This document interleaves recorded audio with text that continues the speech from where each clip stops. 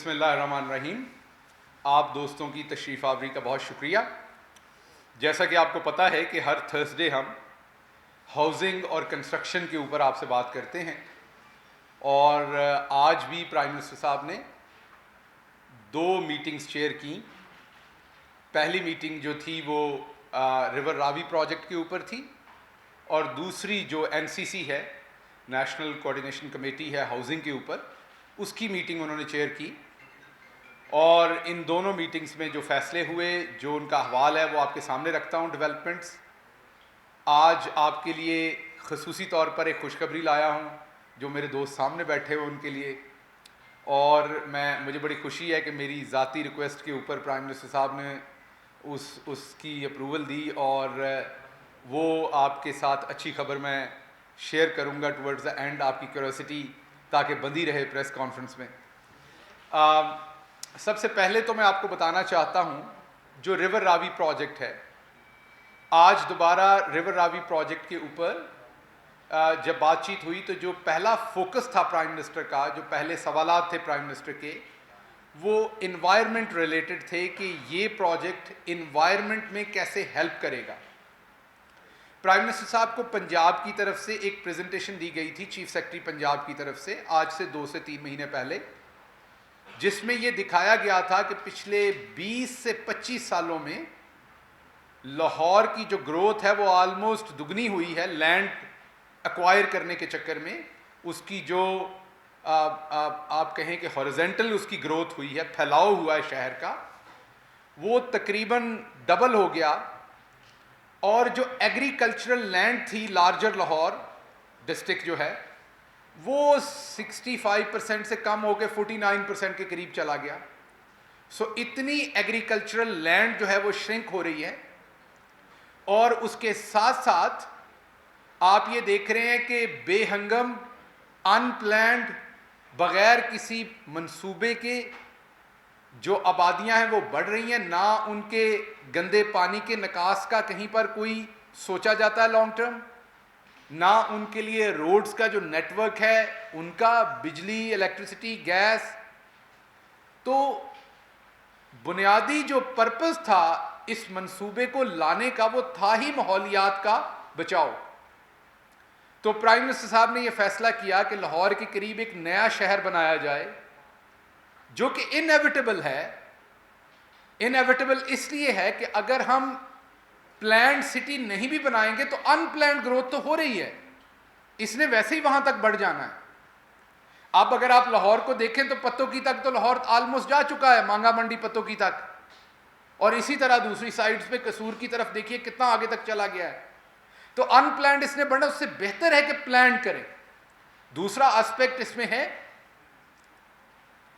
Ravi river, दरियाए Ravi. आज हम उसको दरियाए रावी इसलिए कहते हैं कि हमारे बड़े बूढ़ों ने हमें बताया हुआ है कि ये दरियाए रावी है, उसकी एक सकाफत है, उसके दोनों किनारों पे बसने वाले लोगों की बूदोबाश, लाइवलीहुड, उसकी एक सकाफत, लोग जो टेल्स हैं, फोक टेल्स हैं, वो हमने सुन रखी हैं, कहानियां, किस्से। लेकिन आज तो वो एक गंदे पानी का जौहर है। उसमें साल में कोई 1 आध महीना पानी आता, बाकी सारा टाइम तो उसमें गंदगी का पानी बहता है।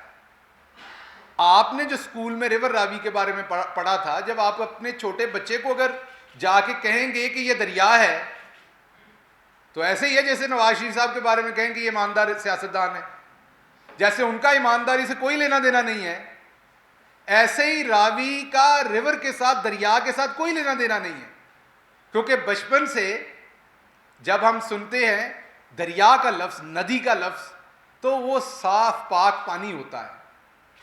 आप एक चश्मे को इमेजिन करते हैं, एक बहते हुए दरिया को इमेजिन करते हैं, उसकी आवाज़ को इमेजिन करते हैं, उसकी खूबसूरती को इमेजिन करते हैं, उसके इर्द गिर्द हरियाली को इमेजिन करते हैं, उसके इर्द गिर्द लाइवलीहुड को इमेजिन करते हैं। लेकिन अब वहाँ क्या है? तौफन, बदबू। जैसे करप्शन की पाकिस्तान में तौफन और बदबू है जो चीख चीख के NRO मांग रही है, उसी तरीके से तौफन और बदबू जो है वो उस रिवर रावी के अंदर से निकल रही है, जो जौहर बना हुआ है, गंदे पानी के निकास का नाला है। ये हर शहरी के लिए बहुत तकलीफ देह है, और खसूसन फिर आपको पता है प्राइम मिनिस्टर इमरान खान लाहौर शहर के बासी हैं, उन्होंने पुराना लाहौर भी देखा हुआ है जो साफ सुथरा था, और फिर जो वहां पर कब्जा माफिया और ये जो सियासी कब्जा माफिया थी, जिन्होंने अपने कारिंदों को हाउसिंग सोसाइटीज बना के दी, प्लाटों की लूट मार की, और उस शहर के कल्चर को भी और उस शहर की आबो हवा को भी, उस शहर के सुकून को तबाह किया। तो प्राइम मिनिस्टर साहब का बहुत कंसर्न है जो लाहौर का वाटर टेबल नीचे गया है। पानी अब जमीन से लेना मुश्किल है, लेते हैं तो वो जहरीला पानी है, अगर आप उसे ट्रीटमेंट के बगैर पीते हैं तो उससे आपको बेशुमार बीमारियां होने का खदशा है। तो इस सारी सिचुएशन में ये प्लान किया गया, असल प्लान था कि रिवर रावी को साफ कैसे किया जाए, ट्रीटमेंट प्लांट लगाए जाए। जैसे आपको पता है यूरोप में रिवर टेम्स है, जैसे वो शहरों के अंदर उन्हें उनकी टर्म जो है वो ट्रीटेड, एक टर्म यूज की जाती है कि वो ट्रीटेड रिवर है, मीन उसमें जो वाटर है उसको ट्रीट किया जाता है, उसके बहाव को ट्रीट किया जाता है। तो वाटर ट्रीटमेंट प्लांट लगा के जो पानी उसके अंदर गंदा आता है उसको साफ किया जाए ताकि वो फसलों में इस्तेमाल होने के लिए आगे इस्तेमाल हो सके, और उसके अलावा उसमें कुछ नया पानी भी डाला जाए स्टोर करके पीछे डैम बना के, ताकि पूरा साल कुछ ना कुछ बहाव साफ पानी का वहां पर रहे। ये था मंसूबा। और ऑफ कोर्स रिवर बैंक्स बनाने पड़ते हैं उसके लिए ताकि दरिया का कटाव ना हो, जैसे पूरी दुनिया में है, क्योंकि आप एक छोटा हिस्सा साफ करके बहा सकते हैं, एक लामहदूद हिस्सा जो है वो बहा आप उसे सफाई उसकी या उसको मेंटेन रखना मुश्किल होता है। जैसे मैंने टेम्स की एग्जांपल दी, या दुनिया में कहीं भी, शिकागो है, कहीं भी है जहां से सिटी के अंदर से रिवर गुजरता है।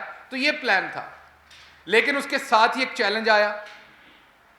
जैसे ही उस रिवर को साफ सुथरा करके उसके बैंक्स को डिजाइन करके आपने एक गंदे पानी के जौहड़ और नाले को एक साफ दरिया में कन्वर्ट करना था, तो क्या होना था, उसके किनारों पे आबादी शुरू हो जानी थी, सब ने अट्रैक्ट होना था, वहां घर बनाने थे, वहां लैंड माफिया पहुंच जानी थी, अनप्लैंड वहां पर कंस्ट्रक्शन होनी थी, और वो फिर एक गंदे पानी का नाला हो जाना था और एक अनप्लैंड वहां पर सोसाइटीज बन जानी थी।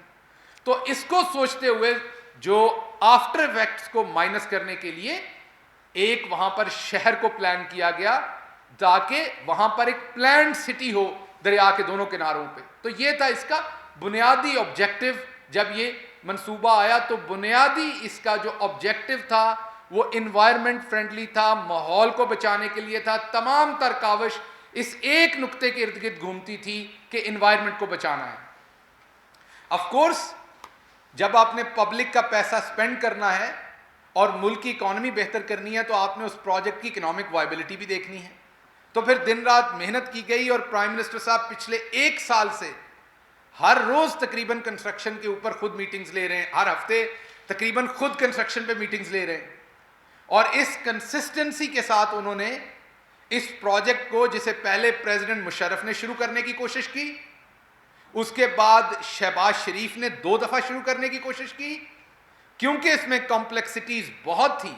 ये प्रोजेक्ट कंसीव किया गया 3 दफा हमसे पहले, तीनों दफा इस पे कोशिश की गई, but they failed because project was very very complex.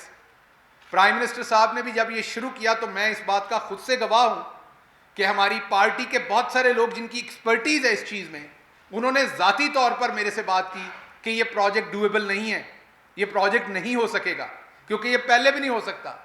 एक और बहुत बड़ी मोहतरम शख्सियत हैं जिन्होंने मुशर्रफ के ज़माने में जब ये प्रोजेक्ट कंसीव हुआ तो he was one of the brains जिन्होंने इसे कंसीव किया, तो उन्होंने भी यही कहा। और ये मैं आपको बता दूं, ये इससे भी कोई 40 साल पहले, 50 साल पहले भी ये प्रोजेक्ट कंसीव हुआ था, लेकिन फिर मुशर्रफ साहब से भी 40-50 साल पहले, लेकिन इस पर तब भी काम नहीं हो सका था।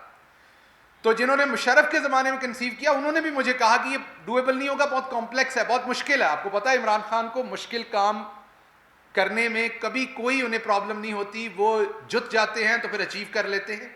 अल्लाह का शुक्र है कि अब 20 अप्रैल से आप देखेंगे कि इस प्रोजेक्ट के ऊपर प्रॉपरली आपको लेके भी जाएंगे, वहां पर प्रॉपरली ग्राउंड पे काम हो रहा होगा। ऑलरेडी रोड्स बनने शुरू हो गए हैं, उनके कॉन्ट्रैक्ट्स अवार्ड हो गए हैं, वहां पे इस टाइम सड़कें बन रही हैं, 2 सड़कें बनेंगी, एक काला खताई इंटरचेंज जो नए सियालकोट लाहौर मोटरवे है वहां पे कनेक्ट करेगा, और दूसरा जो लाहौर का रिंग रोड है उसके साथ एक डायरेक्ट रोड जो है वो कनेक्ट करेगा इस शहर का। उनमें से एक सड़क के ऊपर ऑलरेडी काम शुरू हो गया है और इसी अप्रैल के महीने में इंशाल्लाह ग्राउंड के ऊपर भी काम शुरू हो जाएगा। तो ये तो था एनवायरनमेंट की साइड जो मैं आपको बताना चाहता था कि ये प्रोजेक्ट एनवायरनमेंट के लिए, और इंशाल्लाह जैसे जैसे ये प्रोजेक्ट बढ़ेगा एनवायरनमेंट आगे बढ़ेगा, इसके साथ बेहतर होगा और प्राइम मिनिस्टर साहब का जो ख्वाब है वो पूरा होगा। इसके 3 से 4 फेजेस होंगे इस प्रोजेक्ट के। जो पहला फेज है जो 18 तारीख को शुरू हो रहा है, इंशाल्लाह उससे फौरी तौर पर तकरीबन 100 से 150 बिलियन का इकोनॉमिक एक्टिविटी जनरेट होगी। और वो जो इकोनॉमिक एक्टिविटी जनरेट होगी उसमें ऑफ कोर्स आपका बिल्डर, आपका रियल एस्टेट के लोग, आपका मजदूर, आपका सरिया बेचने वाला और सरिये की फैक्ट्री का मजदूर, आपका सीमेंट बेचने वाली फैक्ट्री और उसका मजदूर, ईंटें बनाने वाले और वहां के मजदूर, इसी तरीके से बजरी और उसमें शामिल मजदूर, ये तमाम लोग, जितनी भी इसकी सप्लाई चेन होती है इस पूरी इंडस्ट्री की, वो तमाम की तमाम इससे मुस्तफीद होगी।